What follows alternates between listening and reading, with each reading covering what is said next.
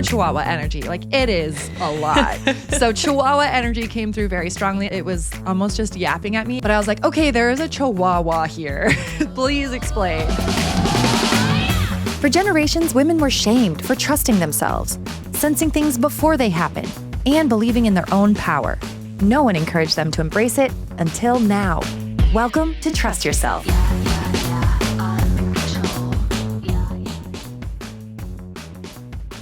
Sometimes the psychic is just as shocked as you are, and today we're spilling it all. Hi, I'm Elise, but my sister calls me Sissy. And I'm her sister, Heidi. Have you ever had an intuitive hit so accurate that you even shocked yourself? Yes. Heidi and I have. And it's been happening more and more lately as we've been learning to hone our own psychic skills, our intuitive abilities. So today we are starting with our own jaw-dropping stories from moments during our readings that we've done. And then we're going to also share your listener stories that prove that intuition is alive, well, wildly accurate, and saves lives. Intuition saves lives. I can't wait to make that shirt. Yeah. So as we've said in the past many times, we all have intuitive abilities, and we believe hearing people's experiences, having the weird conversations can help you spot your own and trust them. So let's start to talk about some. So Heidi, you've recently realized that you are a psychic, medium, tarot reader. You do it all.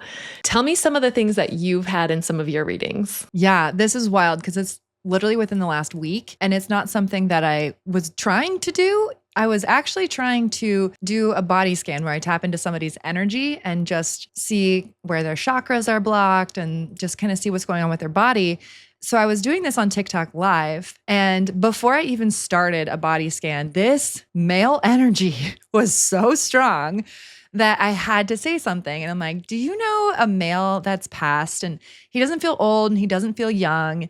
I was about to say he feels like he's in his 20s. And then she just responded, yes, in his 20s. And I was like, okay, perfect. This guy is here and very loud and wants to talk to you. But the part that really gave me the chills was he brought me to her wedding day because she had specifically asked, does he approve of my husband or something along those lines? And he brought me to her wedding day and said that he was in the front row and he had the best seat in the house. So that's exactly what I told her. It's like, oh, he was talking about your wedding day, how he was in the front row, he had the best seat in the house. And she, of course, it's on TikTok Live. So it's just like in a comment, the comment pops up, oh my God, wait. And I'm just like biting my nails. What happened? And then she goes, I had a seat reserved in the front row that said best seat in the house. And it was for her past loved ones. And I'm going to cry again. But like, that's the validation. Even though it felt so frivolous almost. Like I was like, oh yeah, best seat in the house, I was in the front. But that was it. How did you get that information? Did you hear it? Did you see it? Was it just a knowing? Because I know we're a little different in how we get information. I sensed his presence and I could just tell he was a young male. And then I feel like with the wedding, I could see visuals. Like I saw her in a bridal gown and he was like pointing out her hair, like she had a clip in her hair. It started with visuals, but then I feel like I was hearing when he was saying those words, like I was in the front row, I had the best seat in the house. It was his energy, but I could almost feel his words, if that makes sense. It was really strange. And it's funny too, because I remember when you first started channeling past loved ones, I was jealous. Oh. I literally was like, oh man, that's so cool. I wish I could talk to dead people. You can. We all can. We all can. But what's funny is I actually am jealous of you now because I feel like your information comes in so clearly and fast. And whereas mine, I'm like, let me process this and write it down and tell you what I think it means.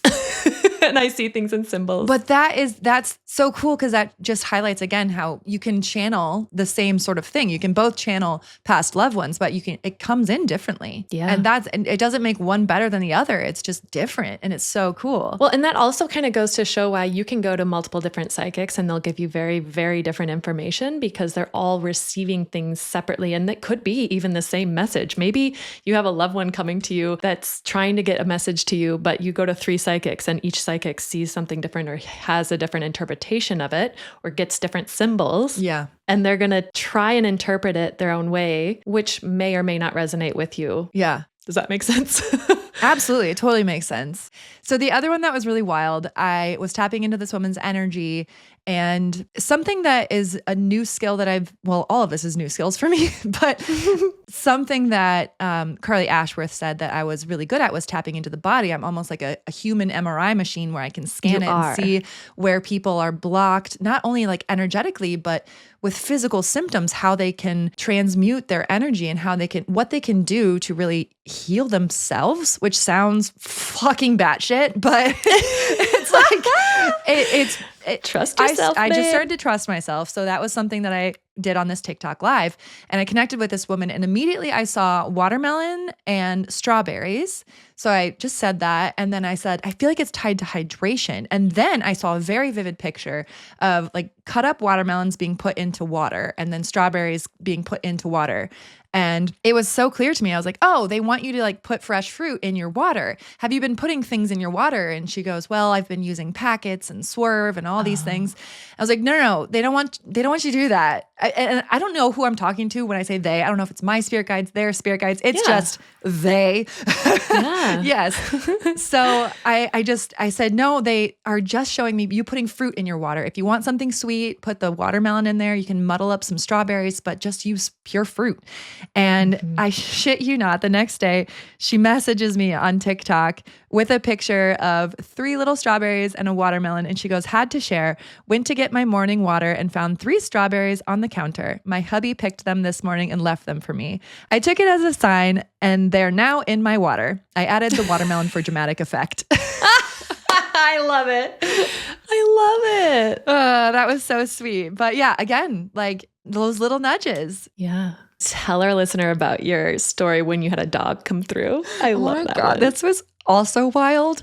This was the second time I had a past pet come through.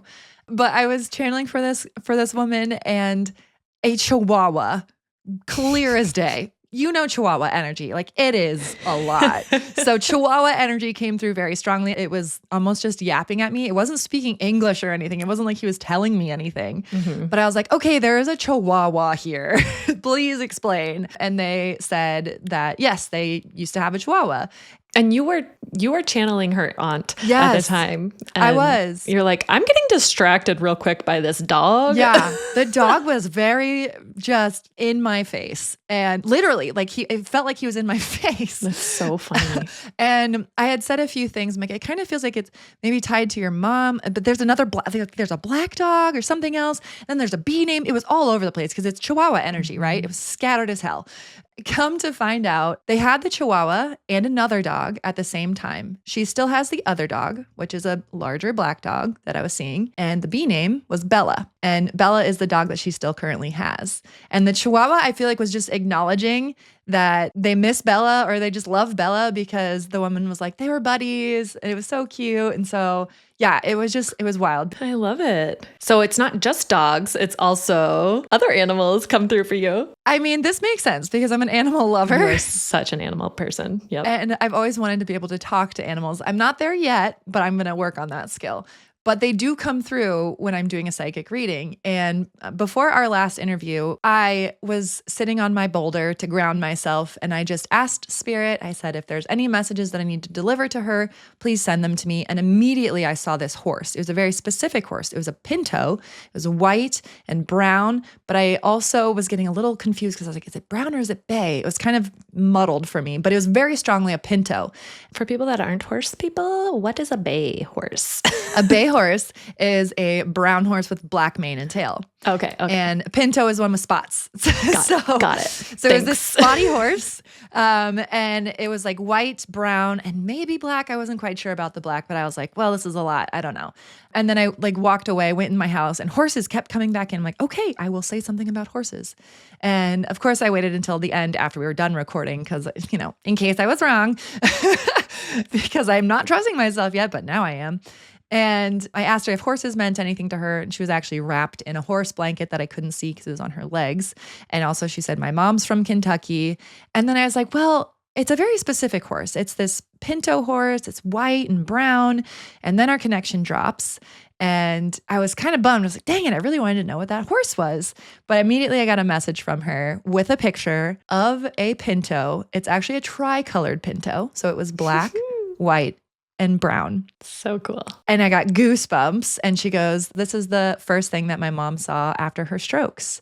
And I knew instantly that it wasn't her that needed the validation, it was me.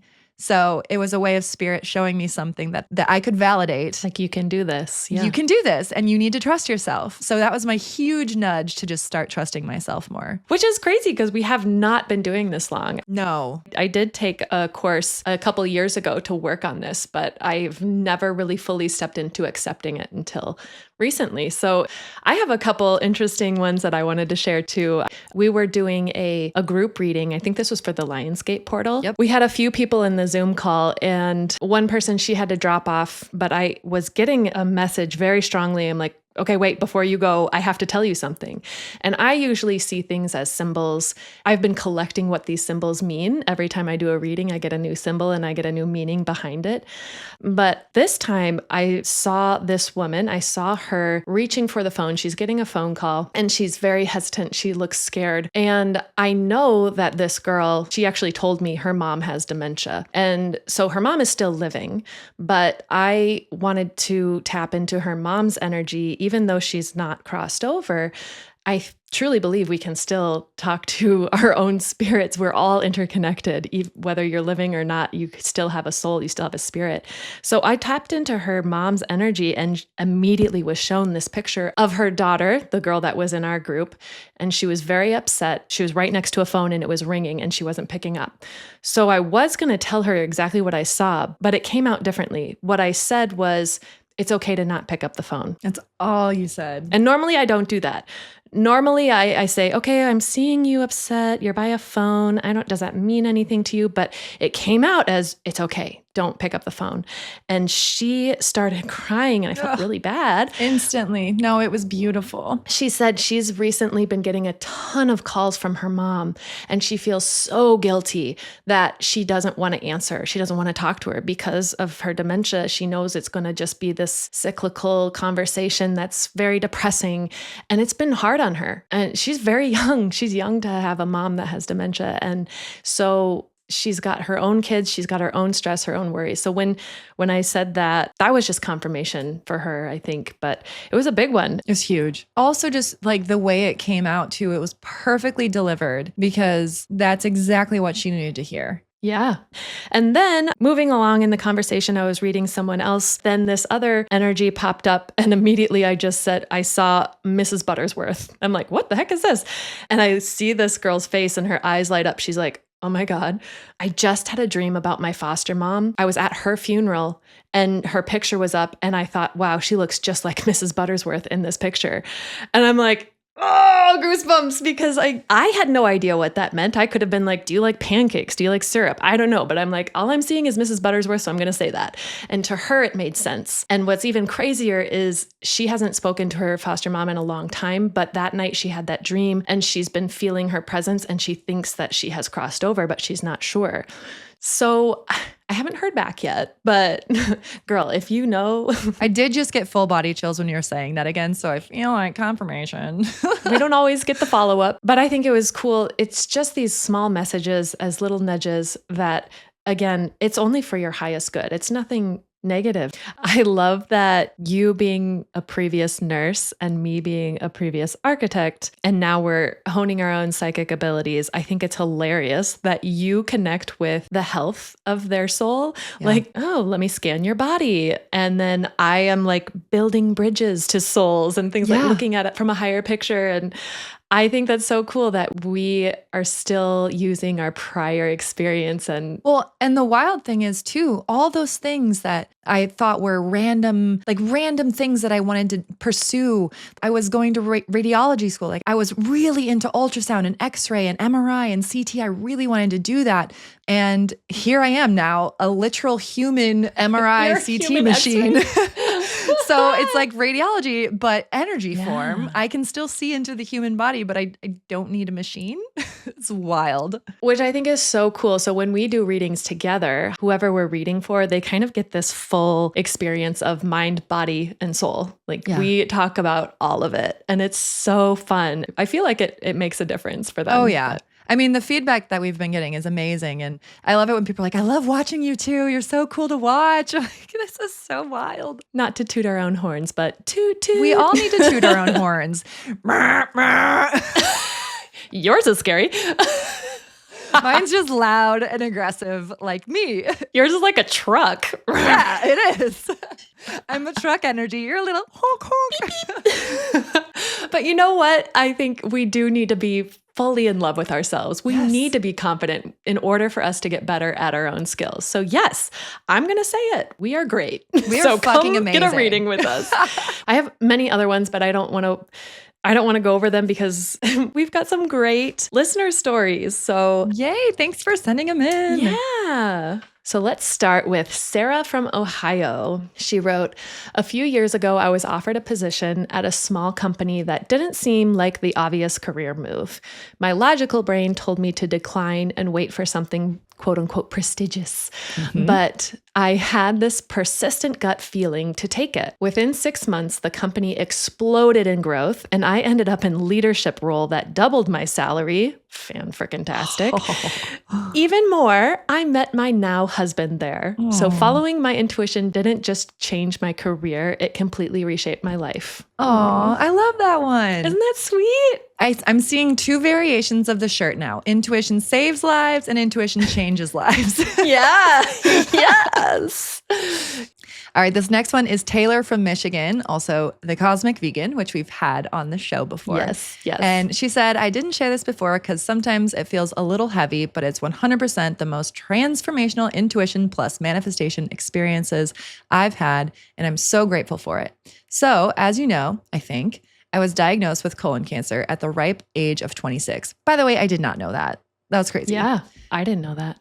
Prior to that, I wasn't even close to who I am today. I lacked confidence, was stuck on my past, and always focused on what wasn't going right. Externally, an absolute cup of joy, LOL. But internally, Lord have mercy. I knew something wasn't right physically. I had some symptoms and made countless doctor's appointments, all to be told it was anxiety, IBS, etc. But I knew something wasn't right. Also, how shitty that we have to advocate so hard for our own health. Yeah, right. But that's another topic for another time. So finally, I went and saw the colorectal surgeon my parents went to for their routine colonoscopies. She looked at my blood work, which was absolutely fucked at the time, did a sigmoidoscopy in the office, and still chalked it up to IBS. I had one foot out the door that day when she looked me up and down and said, you know what? Let's just schedule a colonoscopy. I'd rather be safe than sorry.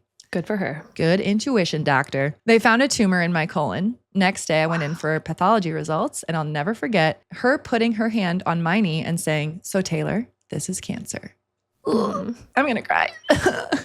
Yeah. Mind went blank. Body went into panic. But then, clear as day, a voice came in my head and it said, breathe, you're going to be okay. And in an instant, a sense of calm came over me. I was so confused because I felt like I should be panicking. And at the same time, I was calming down in this blanket of peace. In that moment, I switched my mindset. I knew I wasn't going to identify as a quote unquote cancer patient or as quote unquote sick. I saw myself as the healthiest I'd ever been. I continued to run and work out. I wore a smile on my face when I went to work the next day after I got the diagnosis. I fed my body nutrient-dense fuel. I envisioned my tumor shrinking. I have a whole journal filled with scripting entries that read like, I am so grateful for the successful surgery. I am so blessed to now be in optimal health. I am so happy my blood work is now back to normal and healthy levels, etc.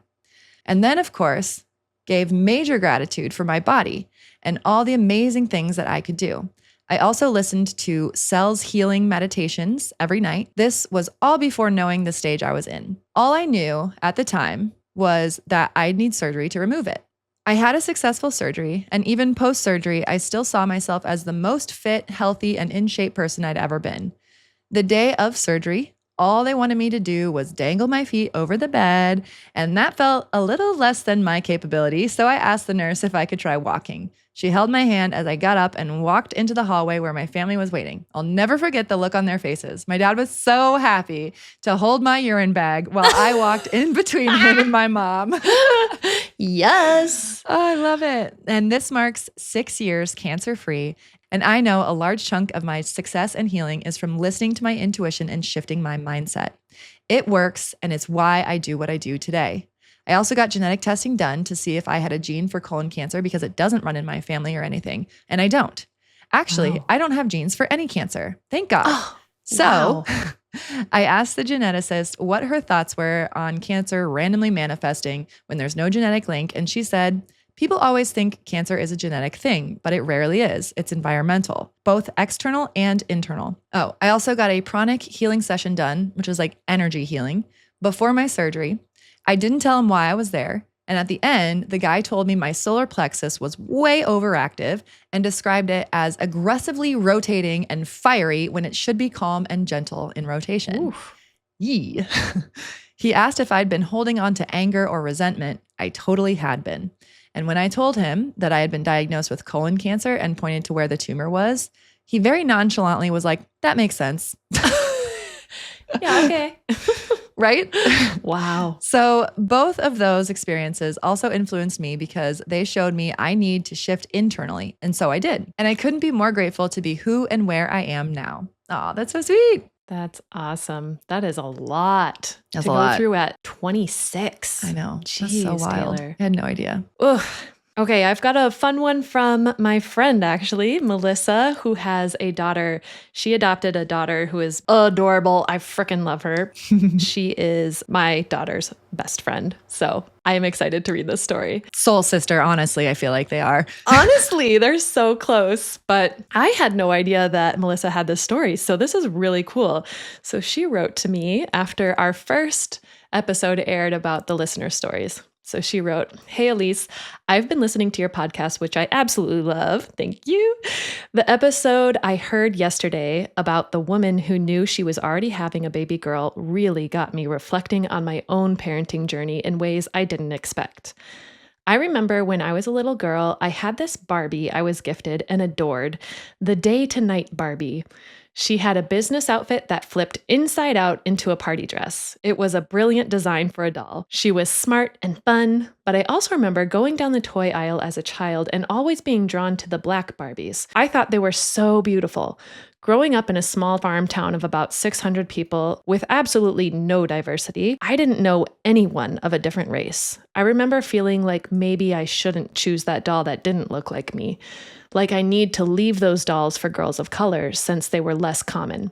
So even though I didn't want to, I always chose the dolls that looked like me. Fast forward to my 30s and trying to start a family, I could always picture myself as a mom, but never pregnant. Another sign? After an ectopic pregnancy, IVF, and several miscarriages, we finally chose adoption. We were open to any race and gender, and that's how we received our beautiful biracial baby girl. In 2023, I went to see the Barbie movie with our daughter, Dakota, and some of her friends. During the song, What Was I Made For?, I got super emotional. Ugh, I bawled during that too. But I held it together until the credits, and that's when I saw my Barbie, the 1982 Day to Night Barbie, but in the black version. Oh. I didn't even know that existed. I completely lost it. Tears streamed down my face. I still don't know exactly what it was, the nostalgia, the full circle moment, the way the universe sometimes speaks to us in whispers. Maybe it was intuition, but right then and there, I knew exactly what I was made for, to be this little girl's mama, and that was enough. The most honorable and best job in the world. Oh, Melissa. All I know is that moment and your podcast helped me connect all the emotional dots I didn't even know were still inside me, and to listen to the signs from the universe that have always been around me. I love you and your podcast so much. You and your sis are killing it. Oh, thank you, Melissa. She sent me pictures of that Barbie doll and then the Barbie movie credits. And Oh my man, gosh. and then of course, the one I always wanted was her daughter. That's so sweet. I So love sweet. that. Okay, this next one is from Val, also my friend who lives in Maine. This one she actually sent a little while ago, and it starts with, I'm under contract for a house, but I just saw her on Tuesday and she actually just moved into that house this weekend. So congrats, Val. Very exciting. So she says, I'm under contract for a house and I legit manifested it. The Friday before the offer was accepted, which was on Monday, I was at Cinnamon Brulee's workshop and she had us write down what we wanted. And I said a house with a yard for my dog. And legit, it happened less than 3 days later. Yay! Also, shout out Cinnamon Brulee. She's amazing. She's here in Maine. And she does like this firework, like burning wood and like art and stuff. It's super cool. She's awesome. Cool. I love them. Short stories, long stories. These are so great. Keep them coming. Yes. Okay, this is our last one. This is from Jasmine from New Jersey. So I know you guys said to write in stories about your own intuition, but I have a crazy story about a psychic reading done for me, and I figured you'd like to hear it. Yes, we do. 3 years ago, I went to a psychic with a friend just for a laugh. I was happily married at the time, so when the psychic told me, within 2 years, you'll be living in a different city, married to someone whose name starts with J, and you'll have a baby boy, I almost rolled my eyes. I wanted my money back. I thought she was completely off her rocker. Like, hello, I already have a husband and zero plans to move. But after that, life unraveled fast. Less than a year later, my marriage ended unexpectedly. A job offer came out of nowhere in another state, and I took it to start fresh. 6 months after moving, I met James, and we got married last year. Aww. I am currently rocking our 3-month-old son to sleep as I write this. Oh, so sweet. I still can't wrap my head around how she knew this, but she did. Oh, Yeah! I love those. These are all so great. Cool. Thank you for writing these, everybody. Yeah, so hopefully this just gives you a little boost and lets you know that any way, shape, and form intuition comes to you, just always trust it. Trust it. Trust it. And if you don't trust your own and you want to go see a psychic or a medium, absolutely do that too. You can also come to us and get a body, mind, soul reading. Hit us up. We would love to do it. We call them SOS calls, which is seeking out solutions. So if you have a problem or you're just feeling stuck, we got you. We will help you out, girl. we will help you out with that. So go to our website. The link is in the show notes, but it is trustyourselfpodcast.com. And because we're short for time, Heidi's just going to pull one quick card for her tarot for the week. Also, be sure to write in any of your stories, whether they're your stories, other people's stories, psychic stories, whatever.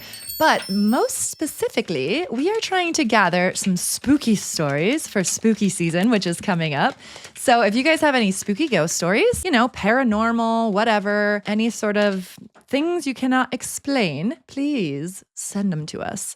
So the card we got for today is Mountain, and it says strength. So remember, we are strong and trust yourself. Perfect. Yes. Send us those spooky intuition, psychic, ghost stories, whatever you want, and we will read them next month for our spooky season. And until next time, it's your move, sis. Make it count. Bye.